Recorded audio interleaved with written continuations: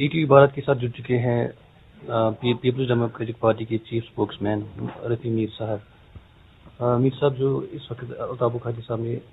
اعلان کیا کہ نئی حکومت بننے والی ہے، یہاں national conference P D P اور کانگریس ایک ساتھ ہو رہے ہیں تو حکومت بنائیں گے، یہ اس کا سلسلہ کب سے چلا اور یہ ڈیولپمنٹ کب سے ہوگی؟ جو ہی ہماری سرکار گر گئی، جب ہمارے پاس نمبرز ختم ہوئے اور ریاست جموں کشمیر کی جو پیچیدہ حالات تھے، تو پہلی بار بہت سے لوگوں نے جو سیاست سے تعلق نہیں بھی رکھتے ہیں، چاہے وہ وکلاء حضرات ہوں، چاہے وہ سول سوسائٹی ہوں، ان کا ایک خیال تھا کہ یہاں پہ ایک ڈیموکریٹک سیٹ اپ میں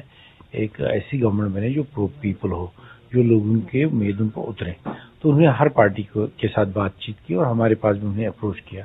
لیکن چونکہ ہم ایک پارٹی کے ساتھ جڑے ہوئے تھے، بی جے پی کے ساتھ، جن کے ساتھ ہمارا تضاد ہوا حکومت چلانے میں، کوئی مشکلات کا سامنا ہوا اور حکومت سے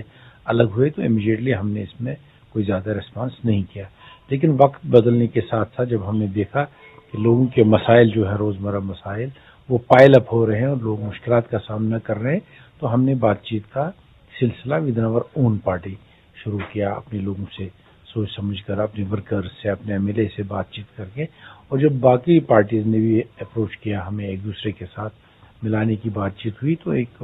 ماحول بنا جہاں یہ طے ہوا کہ ایک سیکولر سرکار کی ضرورت ہے۔ حکومت کا مقصد کیا ہوگا؟ چیف منسٹر کون ہوگا؟ نیشنل کانفرنس کا کیا رول ہوگا؟ ابھی طے نہیں ہوا ہے، یہ بات چیت فائنل سٹیج میں ہے۔ ہم تین پارٹیز ہیں جو تینوں سیکولر ہیں۔ پرائمریلی ہمارا یہ کام ہوگا کہ ہم اچھی سرکار دیں،